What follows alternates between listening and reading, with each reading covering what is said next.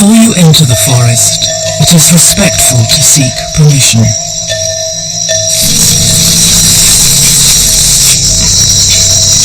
Pour les Congolais, une forêt n'est pas qu'un simple espace. Et dans la forêt, il y a la vie. Mais il y a deux types de vie pour les Congolais dans la forêt. Il y a d'abord les humains qui habitent le village, vous et moi. Ces humains trouvent tout dans la forêt. Les instruments pour construire leur maison, les endroits pour jouer, voire même la rivière, les sources d'eau se retrouvent dans la forêt. Mais au-delà de cette première vie, il y a une autre vie. Les aïeux, ceux qui sont morts. Qu'est-ce qu'ils partent? Ils partent dans la forêt. Donc la mémoire des vivants se retrouve dans la forêt. The peoples of the Congo Basin have lived in a close relationship with their forests for tens of thousands of years. But this relationship was to radically change with the arrival of the white explorers.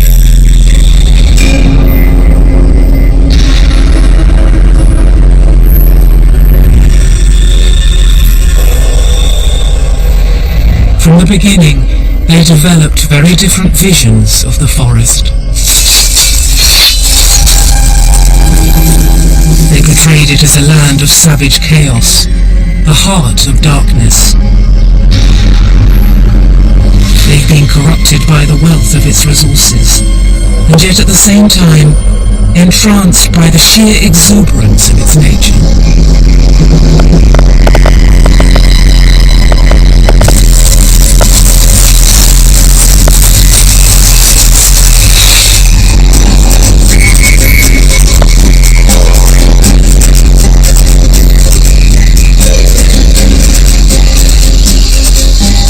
The great swathe of forests that cover Central Africa were not penetrated by European explorers until the second half of the 19th century. When they did eventually venture in beyond their settlements on the coast, they were not to find it uninhabited. That was the perception of the Western European explorers who went down to Central Africa, imagining that this was a black hole. People have been living in Central Africa in the deep tropical forest for centuries and centuries.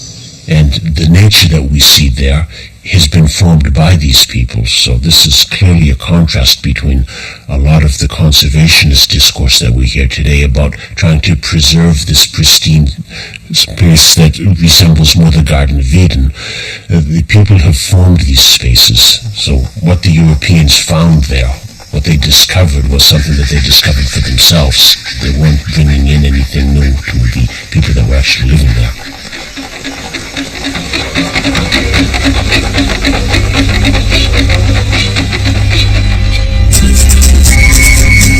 For hundreds of years, the 2 million square kilometers of rainforest that cover the Congo Basin was merely a blank on the European map. It's a region bounded by the Atlantic to the west and a range of ancient volcanoes to the east. It's intersected by giant river systems that feed the river that eats all rivers, the Congo.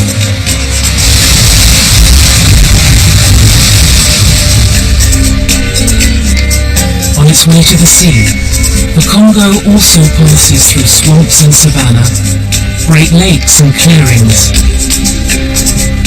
a variety of habitats that supports an extraordinary range of species, many of which were unknown to the early European explorers.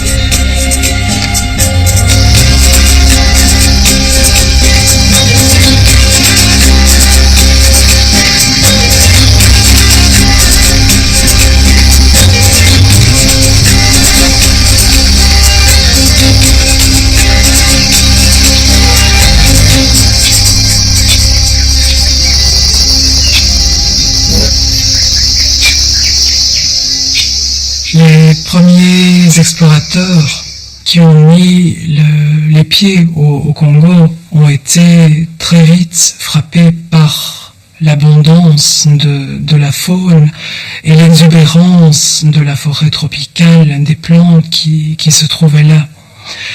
Plus on remontait le fleuve Congo, plus on se rendait compte que la richesse semblait illimitée. Les colonisateurs vont être très inspirés par cette nature. Mais c'est une nature qui est toujours présente, mais qui dérange également. It was in 1859 that a young Franco-American explorer returned from the African forest with thousands of animal specimens, many of them unknown to science. Although Paul de Chailloux wrote about his experiences with cannibals and pygmies, it was his stories of a forest brimming with wildlife that captured the public's imagination. His encounter with one animal in particular created a sensation. De Chailloux's descriptions of the gorilla are, quite incredible. He sort of really ups the ante on sort of the horrific. He really sells a very good story, and his audience has lapped it up. He presents an image of a hostile jungle, but particularly a hellish, beastly gorilla as the king of this jungle. His eyes began to flash fiercer fire as we stood motionless on the defensive, and the crest of short hair which stands on his forehead began to twitch rapidly up and down, while his powerful fangs were shown as he again sent forth a thunderous roar. Now truly, he reminded me of nothing but some hellish dream creature, a being of that hideous order, half man, half beast, which we find pictured by old artists in some representations of the infernal regions. He advanced a few steps, and then stopped to utter that hideous roar. Advanced again, and finally stopped. And here, just as he began another of his roars, beating his breast in rage, we fired and killed him. His descriptions were to perpetuate the savage image of the gorilla, right through to the 20th century, in literature and eventually on film. La littérature du 19e siècle avait montré toute une série de descriptions plus ou moins mythiques et fantaisistes, et donc elle avait habitué le public occidental, européen et américain, à représenter des animaux féroces. In particular, de Chailloux was playing up to a public that was already fascinated by the idea of powerful semi-human beasts with a high sex drive. Le fait aussi qu'il y avait de nombreuses histoires qui étaient racontées à propos du gorille, comme quoi il enlevait les femmes.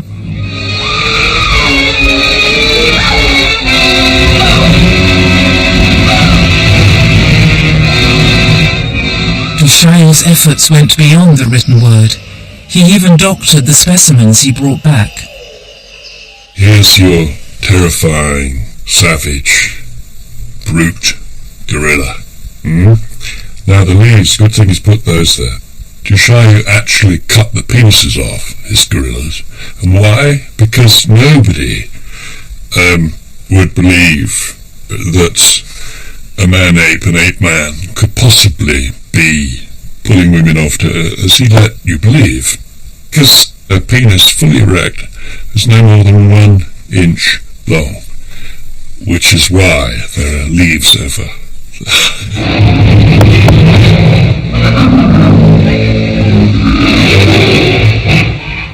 And it's these stories that really set certainly British and American imaginations running riot with an idea of what might exist in Central Africa. He sets a stage for later explorers like Stanley, but also later authors. You think of Henty or Stables or Stevenson or Haggard or Kipling or Kingston, writing these wonderful adventure narratives of a miscellaneous collection of Victorian explorers, pith-helmeted, bewhiskered, khaki-clad, sort of drifting downriver, discovering wild beasts and fighting their way through jungles and discovering lost treasures.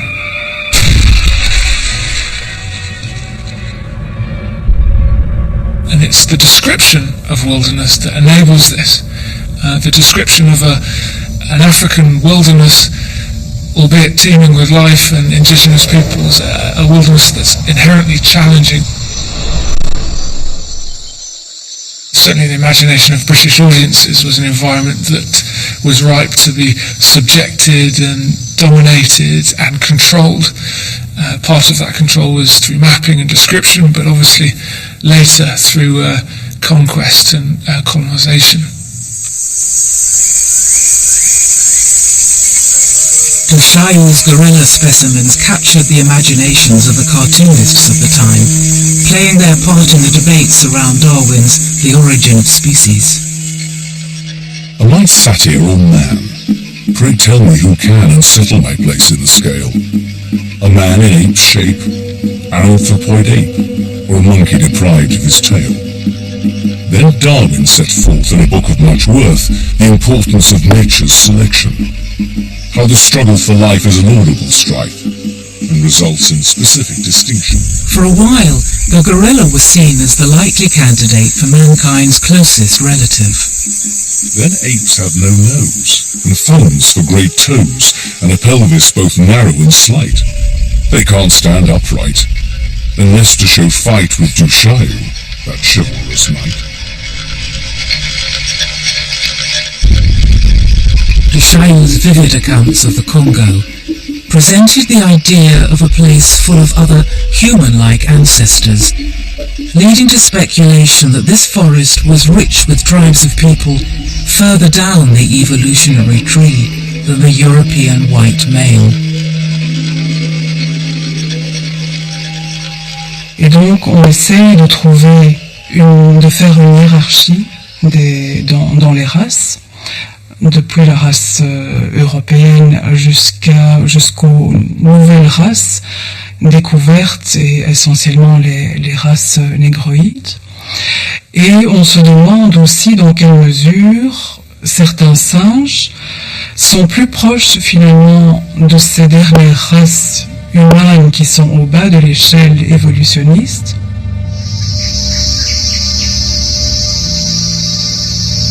So far, Du Chaillu had created the image of a great African forest brimming with natural history specimens and as an exotic habitat for early prototypes of humankind. But soon, an event occurred which was to utterly transform the European attitude to the Congo region and to dictate its destiny right up until the present day. On August the 9th, 1877, Henry Morton Stanley, a man who discovered Livingstone, reached the mouth of the Congo having blazed a trail across the great uncharted centre of the continent. Basically, Stanley's journey arriving at the Congo River, it started the sounding gun for the scramble for Africa. 20 hectic years of white man staking the interior of Africa. So it really was a massive turning point.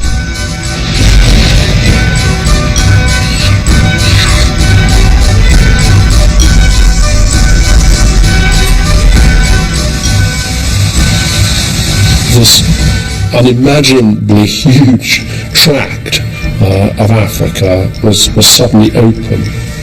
A whole area of the map had been filled in.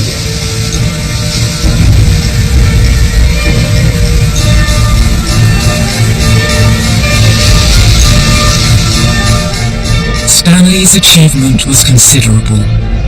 His journey had been sponsored by the New York Herald in the United States and the London Daily Telegraph. His self-promoting articles, augmented by extensive lecturing tours, presented his account of his voyage across what he called the Dark Continent. This massive bestseller, full of exaggeration, described an heroic journey down a river and through dense forests full of violent tribes.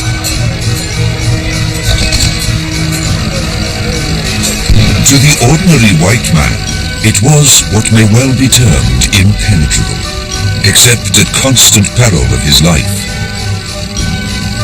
It was ravaged by cannibals, fierce warlike tribes, and Arab slave raiders.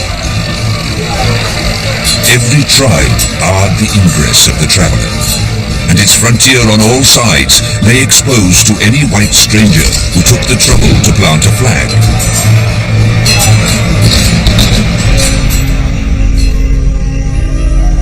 It was a bestseller, but yes, it consigned this part of Africa to a stereotype, to an image, an Africa that was inherently brutal, almost irredeemably so.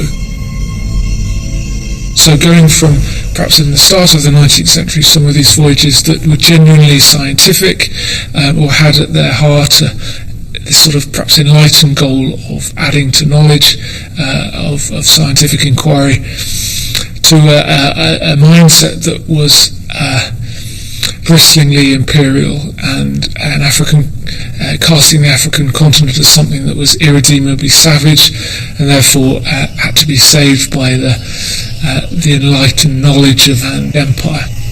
Perhaps Stanley is responsible for setting the African continent down that path of subjugation and colonial domination.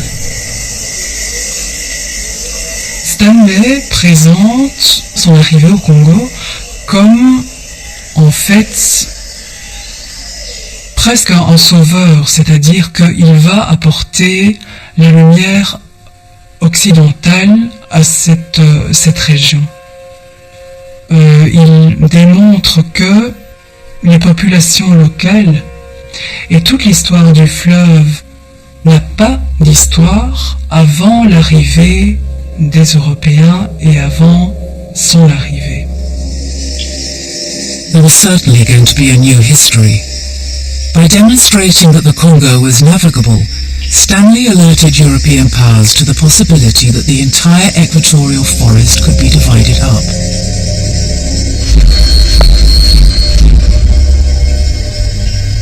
Within 8 years of the publication of Through the Dark Continent, France, Germany, Spain, Portugal and Great Britain had carved out portions.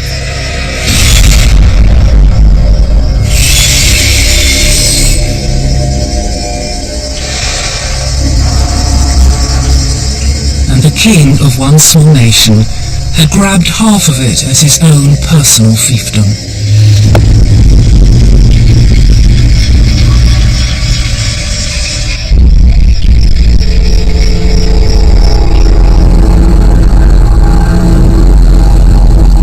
Leopold II, King of the Belgians, described the great swathe of African forest as this magnificent African cake. Never does he step 1 foot on Africa, and yet he holds an astonishing record. He is the man who has claimed as his own one piece of land larger than any other human ever has. He took that land as his plaything, as his fiefdom, as his private estate. It's astonishing. It's 1 million square miles, like 3 million square kilometres of equatorial forest, river system, savanna, and he regards it as a large, large cake from which he can derive whatever goods he can.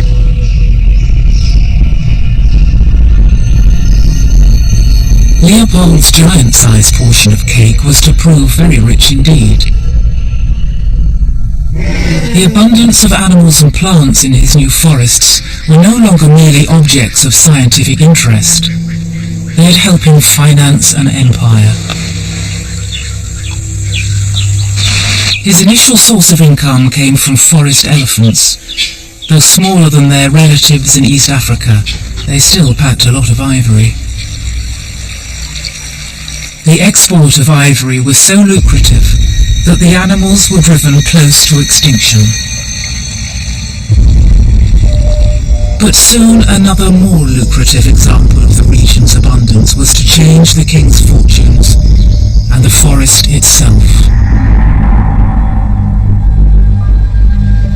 Leopold was looking to the Congo to exploit its, mineral wealth, rubber particularly at this point at the end of the 19th century, rubber being used for automobile tyres, but crucially being used for the insulation on electric cables and telephone and the telegraph. These modern technologies dependent on rubber. It was a boom, immense wealth, but it came at immense cost.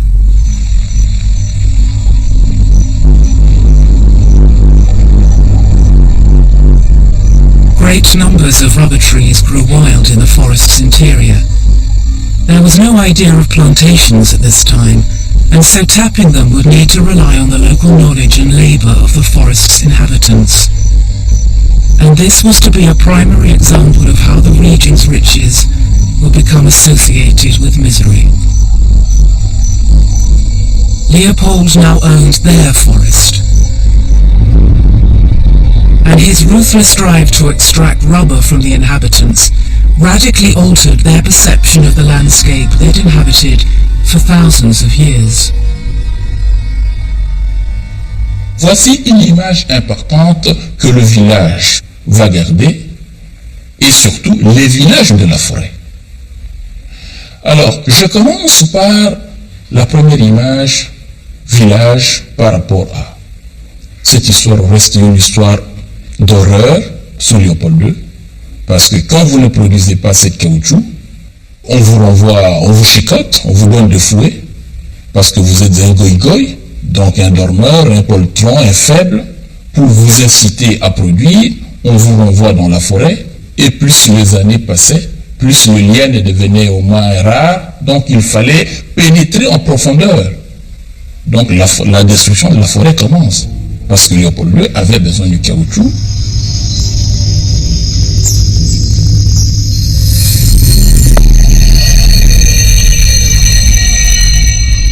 When a village failed to produce its quota of rubber, selected people had their hands chopped off. Frequently it was the children who were chosen. The image of the abundant Congo was supplanted with the image of the state of terror.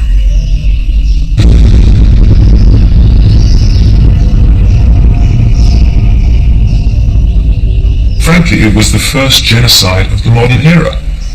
Between 1885 to 1908, between 4 and 10 million people died. 4 and 10 million. These are numbing figures. It happened because white man thought that he could do this to Africa. And that really is, in my mind's eye, that's where the association of the Congo River Basin with darkness comes from. The adjective darkness was to become indelibly attached to the Western imaginings of the Congo with the publication of Conrad's novella in 1899. Going up that river was like travelling back to the earliest beginnings of the world, when vegetation rioted on the earth and the big trees were kings.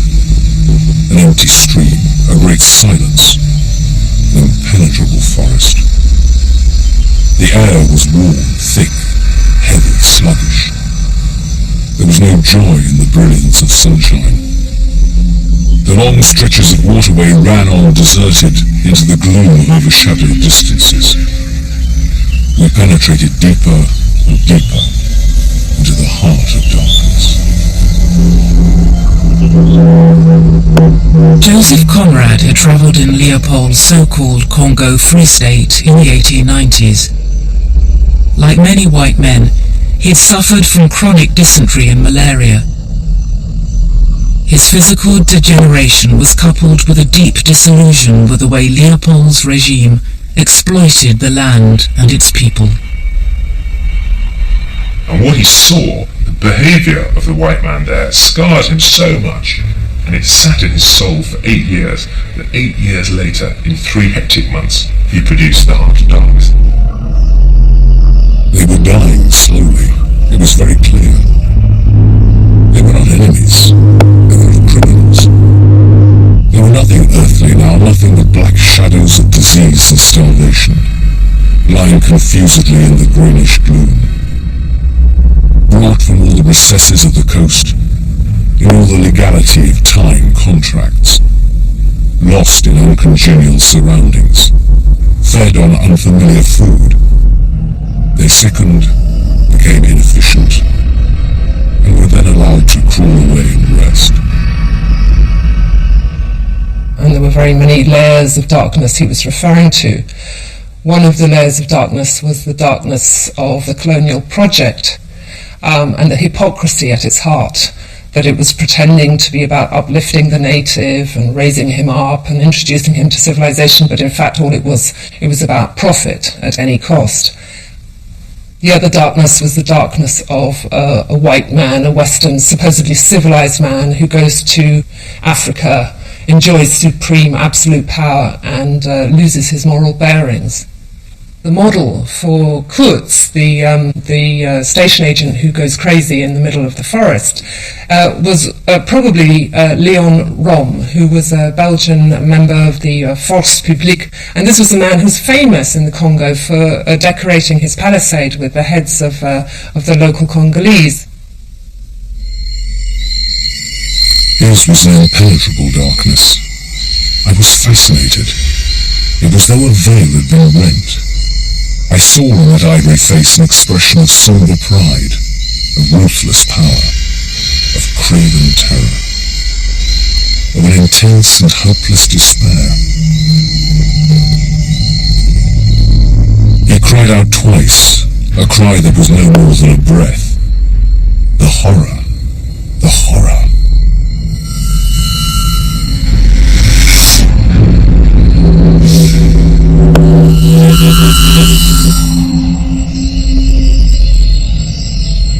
And then the last darkness is the use now that we always think of when we use that phrase, heart of darkness, which is the savagery of primeval Africa. And it's very interesting that that use is the only one now that we see in the media today. At the time of its publication, Conrad's book was just the opening salvo in what eventually amounted to a barrage of criticism of Leopold's Congo. The first human rights campaign of the 20th century, it was also to be the first to use photographs. Taken by British missionaries, they provided the evidence and produced outrage. Supported by Mark Twain and Arthur Conan Doyle, journalist Edmund Morel made the Red Rubber campaign one of the dominant political issues of the age.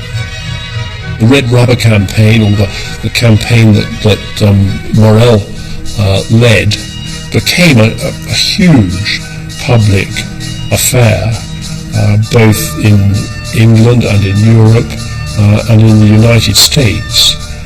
And it became a mass protest with all sorts of political ramifications, and eventually I suppose you can say that it led to the dismemberment of Leopold's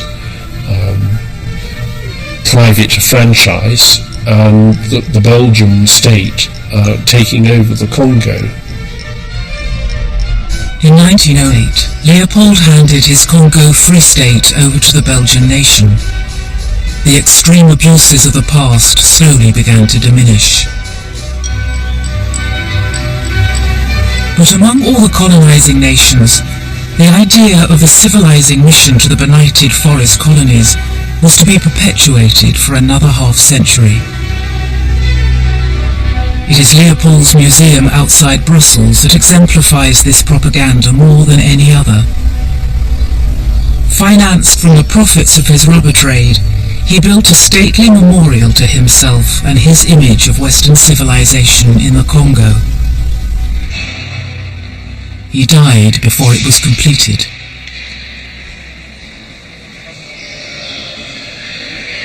Although its new administration has plans to update it, the Royal Museum of Central Africa still displays the image of the white man's mission, stimulating an ambiguous response from Congolese visitors. Je pense que quand un Congolais visite le musée pour la première fois, il y a à la fois un sentiment de joie et un sentiment de tristesse.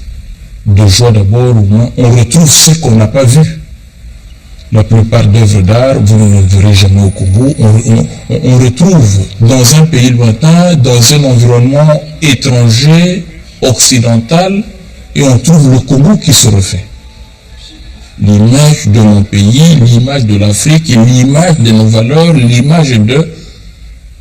Et on nous dit que ces œuvres d'art sont importantes, donc on se sent important. Mais les sentiments de tristesse, c'est la lecture de l'histoire. Lorsque vous entrez au musée royal de l'Afrique centrale, par la porte centrale, il y a de ces images-là d'égalité. Des femmes blanches qui prennent un enfant blanc et un enfant noir. Ça nous ramène à l'image de la fausse image de la colonisation. La colonisation était venue pour nous amener à la civilisation. There was a positive side to the presentations of the colonial museums. They were also availing themselves of the cultural wealth of the forest people. Figurines and masks from unknown sculptors of the forests were a revelation to artists like Derain, Flamenc, Modigliani and Picasso.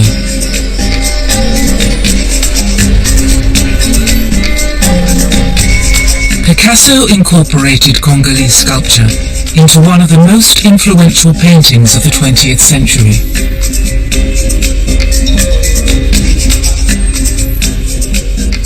On visiting an exhibition of African art in Paris, he wrote, I experienced my greatest artistic emotion when I suddenly discovered the sublime beauty of sculptures executed by the anonymous artists from Africa.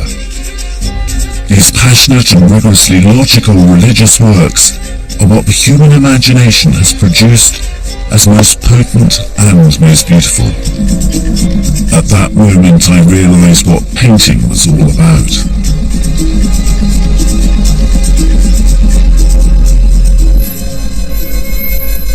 Of course it released him from all academic art.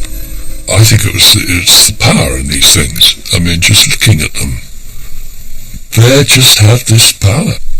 And any artist is going to feel proud of that, pleased with that. He's part of this tradition. The region's natural riches were also being collected in great numbers. Museums all over the world enticed their publics with vast displays of the forest's flora and fauna. Hunters and naturalists combed the forest for more and more exotic species in what was still seen as a primeval forest. There were rumors that the forest harbored survivors from the dinosaur era.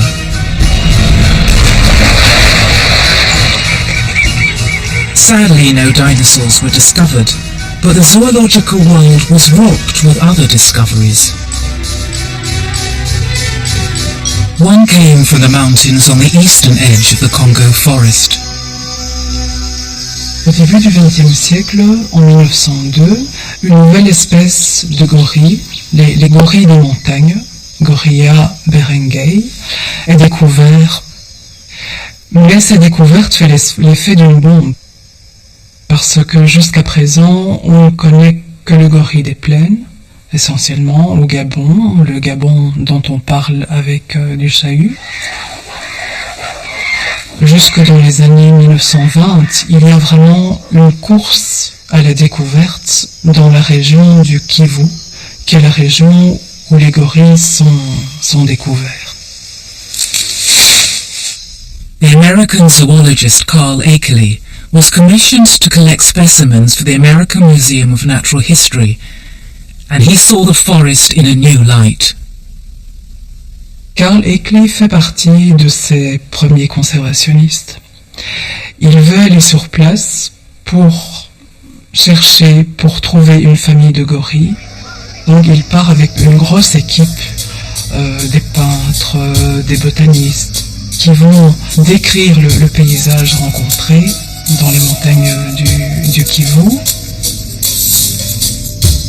But Akerley began not only to reassess the image of the gorilla, but he brought a new concept to the region: conservation.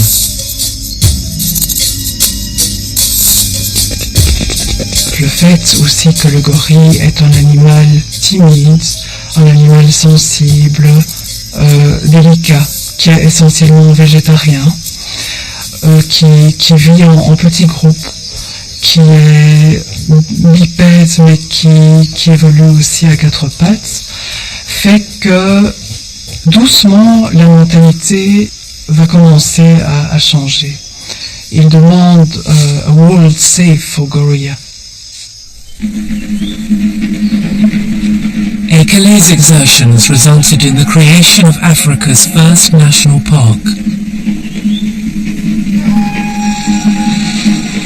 Mais il faut vous dire que la région est habitée depuis des millénaires, essentiellement sur les rives du parc. Il y a une population de pêcheurs qui pratiquent la pêche locale. Le fait d'établir un parc national dans cette région a une base. La population locale doit être évacuée. Albert National Park was the first of many. The Congo was now perceived as a natural treasure to be preserved, not just exploited. However, this perception did not embrace the human populations who lived in and around it.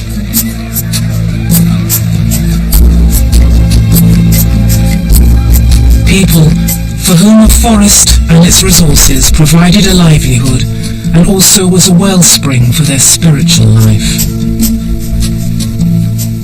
Et la conception que le Congolais habitant de la forêt, ou le villageois qui vivent de la forêt ont, c'est que pour les Occidentaux, ou pour le pouvoir de Kinshasa, qui traite avec les Occidentaux, les animaux et les forêts ont plus de valeur ou ont plus d'importance qu'elles.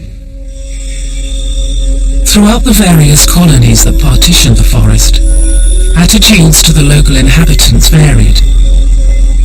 In a vast territory which was the Belgian Congo, it seemed that the rulers were still locked into a perception of the forest population that owed a great deal to the social Darwinians and the evolutionary hierarchy of mankind. Well, the Belgians had this incredibly patronising approach to the Congolese. There were several social distinctions in Congolese cities. You had the African quarters, the popular quarters, and then you had the white quarters, which were, rather nicer. And then in between you had the areas where the évolués were allowed to live. And these were Africans, evolved Africans, who were deemed to be between the Africans and the whites. I think the word évolué says everything. Evolved. You're in a transitory stage between being an African, i.e. not quite human, and a white person who is fully human. Point terminus de notre voyage aérien. The Belgian Congo began to promote itself as the best managed colony in the region. It was as if the forests had been tamed to provide the perfect tourist destination. La douane, encore la civilisation. Voici notre premier hôtel congolais. Sustained by profits of its abundant mineral resources, airports were built, new railway lines created. A national system of roads was forged across thousands of miles of jungle. Primary education was provided for the local population, and the colony had more hospital beds than all the rest of tropical Africa. Diseases like leprosy were almost eradicated. The colony was still situated on the dark continent, but it no longer seemed to be Conrad's heart of darkness.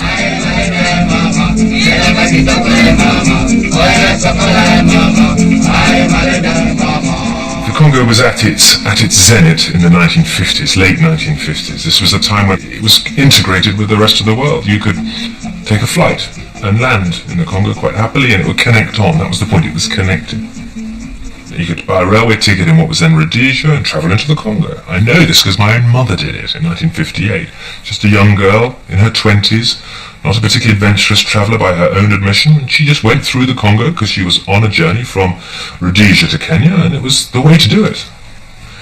And for me, one of the tiny little examples is that Hollywood could send a big film crew with a producer, with a big fat cigar. John Huston, a colourful, amazing, want to shoot the elephants kind of character as the director.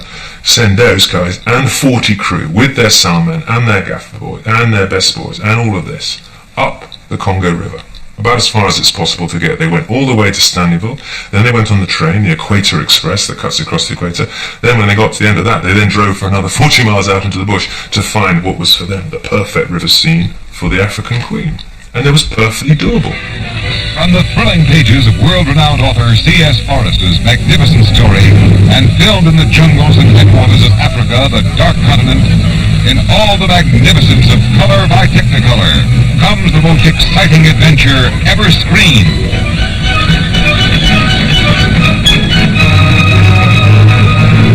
Promised you'd go down the river. There's death a dozen times over down the river.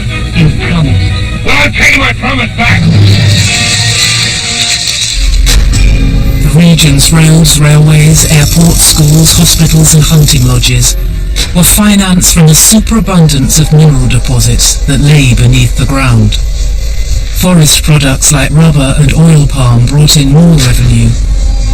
The very fact that it was a rainforest provided another resource. The great cliche about the Congo, it is cursed with its resources. It has everything you could possibly want. It has power, hydroelectric power, more than anyone could dream of. If you could reasonably trap that river. Similarly, the Congo's copper deposits, again, the richest in the world. Cobalt deposits, the richest in the world.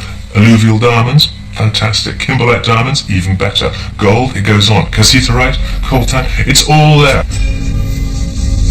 At the time of Leopold II, someone described the Congo as being a geological scandal. And that's certainly the case. You have the very, very major holdings of copper and cobalt, gold, diamonds, and of course uranium. Now, at the time of the Second World War, the uranium that was used to produce the bombs that were dropped on Hiroshima came from Congo.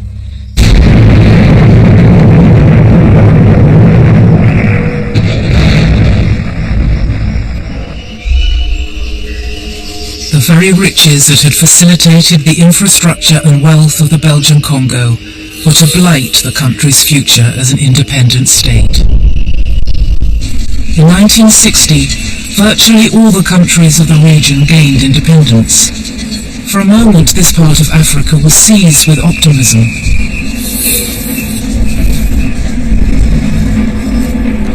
The great tracts of equatorial forests will become a collection of independent states which still retain their old colonial boundaries. The new Congo state dominated the region and international attention.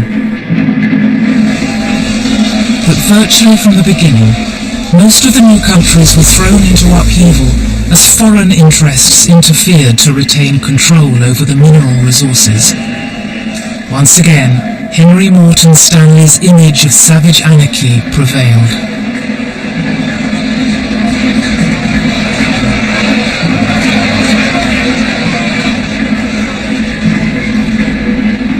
For a few years, the region returned to the darkness of chaos and civil war. The Congo's first president was assassinated. Belgian troops and later the UN were called in. White mercenaries fought in the south. Che Guevara led guerrilla bands in the east. Eventually, a unifying figurehead arose who was to recast the image of this country of forests as Zaire, the model African state. He took his inspiration from his forest background. Mais Mobutu reste l'originaire de la forêt. Ses parents sont originaires de la forêt. Et pour parler de quelqu'un qui vient de la forêt, dans le langage congolais, on utilise aux Zaïrois de l'époque le terme Nyama ya Zamba. Nyama veut dire animal, Zamba veut dire forêt. Donc un originaire de la forêt, on le considère comme proche d'un animal de la forêt. Et après que Mobutu ait pris le pouvoir, et comme il commençait à dominer, à mettre en place son État Zaïre, Il y a une chanson, Nyama ya Zamba ekomi Nyama ya Mboka. Donc un animal de la forêt devient aujourd'hui un animal de la ville ou du village. Mobutu, par son autorité, par son charisme, a réussi à donner l'image d'un pouvoir fort. Mobutu s'habillait en toque de léopard. C'est la peau de léopard. Voilà une culture qui est liée fortement au chef de la forêt. Il y a le pouvoir traditionnel qu'on appelle dans la culture le kumukunda. Donc le kumukunda, donc le maître de la forêt. Le maître de la forêt, qui détient le vrai pouvoir des ancêtres. First of all, he was very much a traditional chief coming from the forest tradition. His way of governing was very much based on forest-type policies, very secretive and very clanic. There's no question about that. And he always loved nature. That's one of the things that he is respected for. He was very, very supportive of nature conservation, even though there was a lot of elephant poaching at the same time. He loved to go fishing, he loved to go hunting, he used to take his VIP visitors out to nature. He had this wonderful expression, he used to say, you people in Europe have your cathedrals. In Zaire, we have our forest. That is our heritage. This is something we want to protect. As the region's powerful figurehead, Zaire's leader ensured a period of relative peace. Field researchers were able to operate in his forests, and among other discoveries, identified another close relative to humankind. Unique to Zaire, the bonobos' social relations were based on an abundance of sex. Everyone does it with everyone else.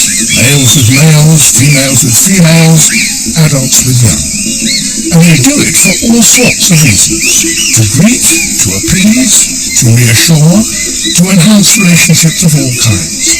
It's the social cement of bonobo society, the binding force that keeps a group together.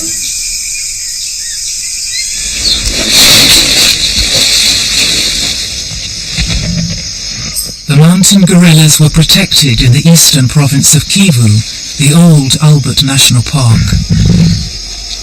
No respecters of borders, they moved between Zaire and neighbouring Rwanda. Naturalists like Diane Fossey and David Attenborough were to recreate their image as peace lovers. There is more meaning and mutual understanding in exchanging a glance with a gorilla than any other animal I know. We're so similar. Their sight, their hearing, their sense of smell is so similar to ours that we see the world in the same way as they do.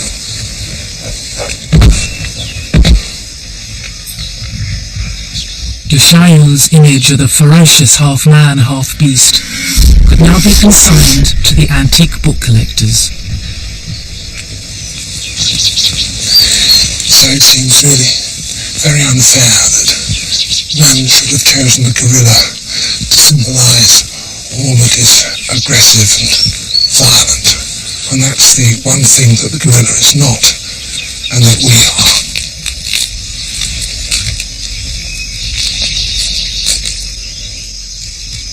But just as we were beginning to see them as playful and harmless herbivores, they were about to become a new symbol, the innocent victims of deforestation.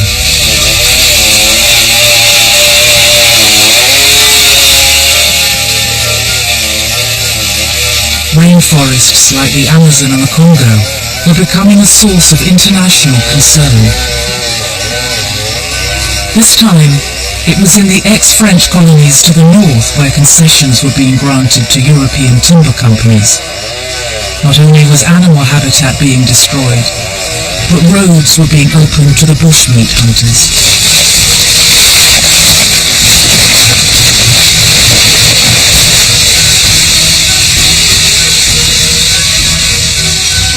In Zaire itself, the uncontrolled and thoroughly corrupt exploitation of the country's minerals was now causing the collapse of Mobutu's great forest state.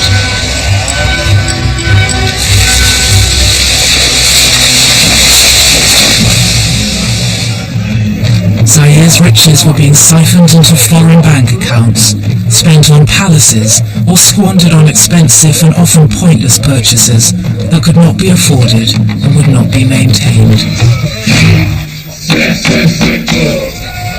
And now it's time for birthday presents to the nation. A jumbo jet. Mobutu, la manière dont il a géré le Congo, Mobutu ressemblait beaucoup à Léopold II. Le Congo, c'est ma propriété. Le Congo, c'est moi. Je suis le propriétaire des hommes et des biens. Et là, Mobutu pouvait aliéner les forêts, pouvait le protéger, pouvait le... Malheureusement, il ne les a pas assez protégés, il les a démolis. D'autant plus que son pouvoir devenait de plus en plus faible. His final downfall was to be triggered by the fallout from the Rwandan genocide in 1994.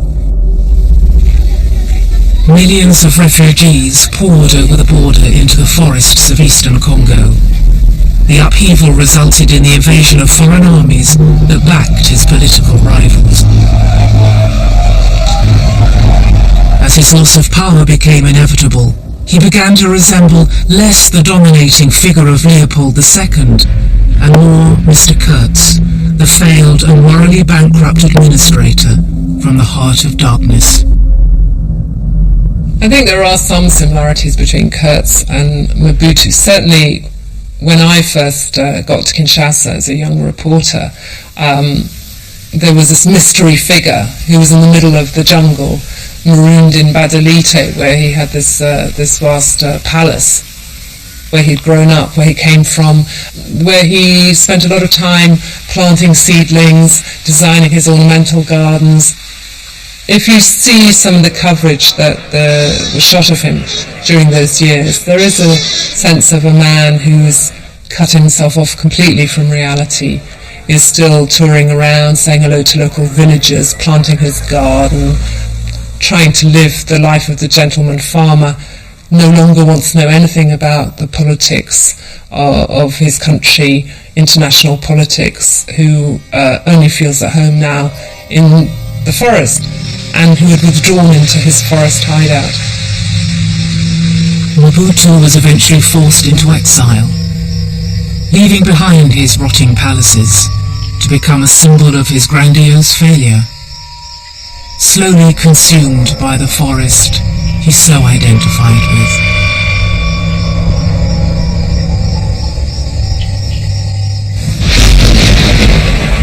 The spectre of savage anarchy returned once again to much of the Congo with the civil wars that followed Mobutu's exile and death.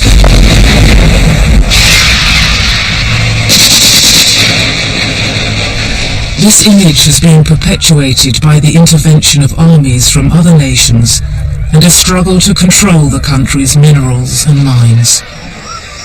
And the great forests are an easy place to hide renegade armies and tribal militias.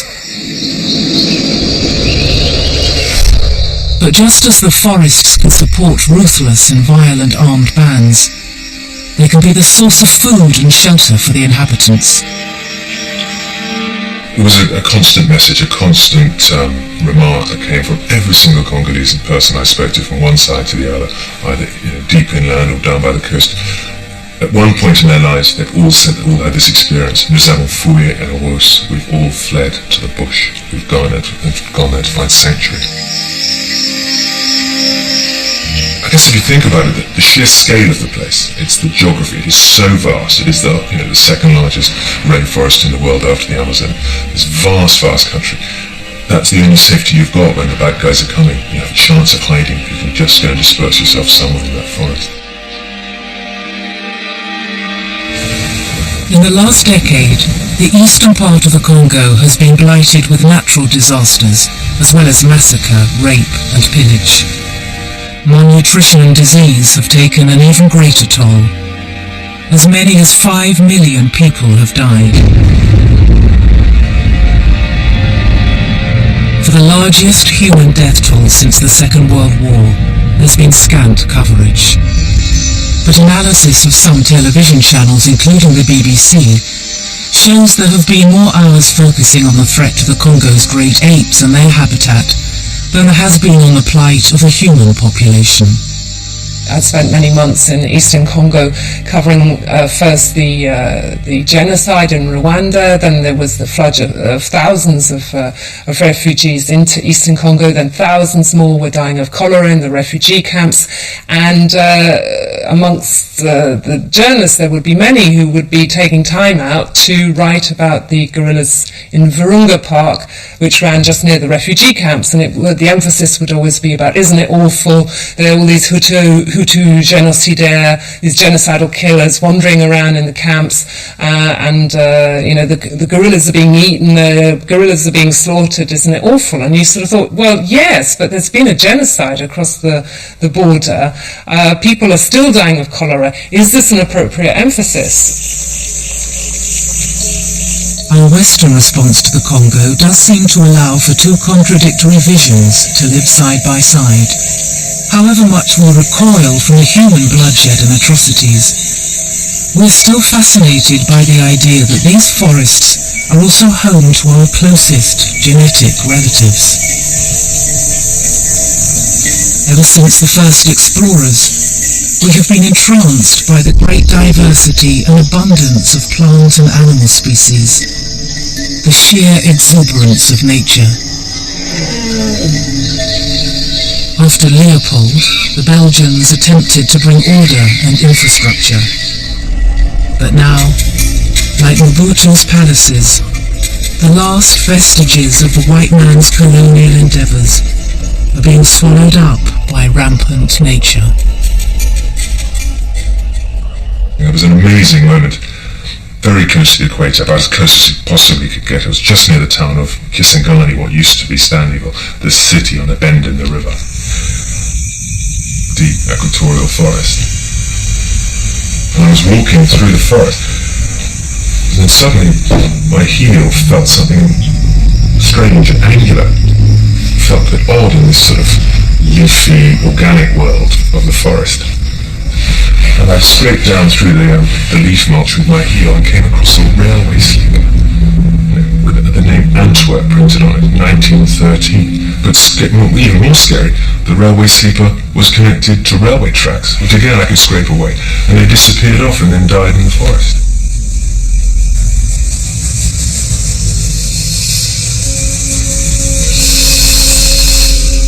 Catherine Hepburn sat on that railway. Humphrey Bogart sat on that railway, and they went along that railway in 1951 to film The African Queen.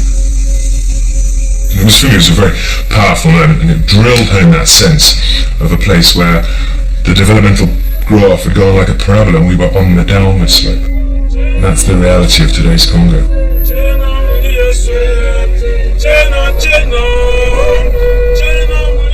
But now there are new foreign builders in the Congo.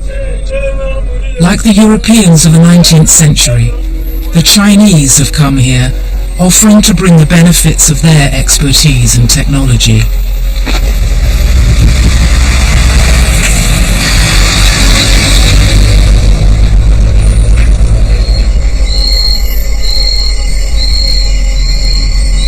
In a deal worth as much as $9 billion, the Chinese are promising to build new roads, railways, hospitals and schools.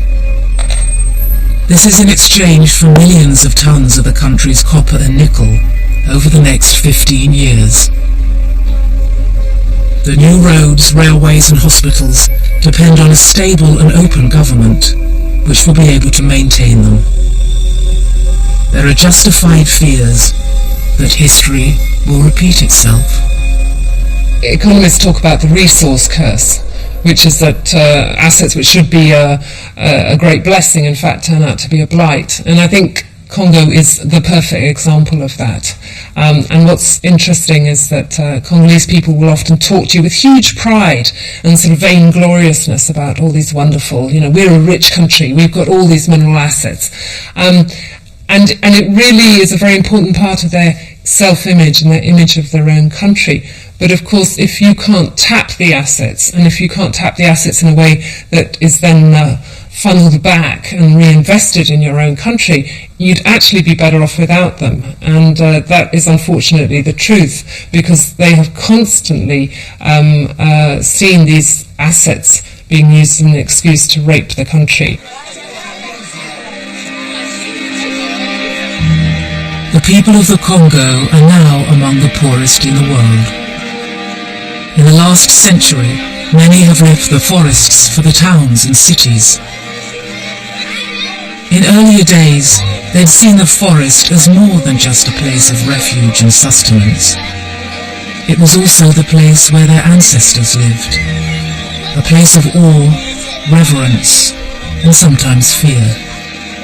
Since the arrival of the Europeans, this relationship has been fundamentally transformed.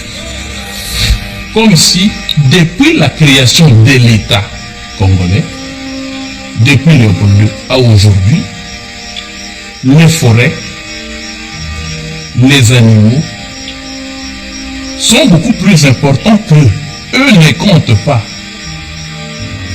Je dirais autrement que les forêts ne sont que source de misère ou de malheur depuis l'avènement de l'État pour les populations qui habitent ces forêts.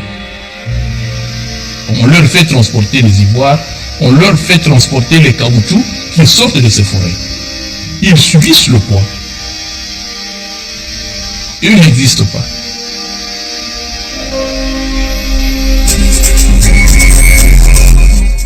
Still to come here on BBC 4 this evening, the final part of Nature's Micro Worlds heads to Svalbard in just a few moments.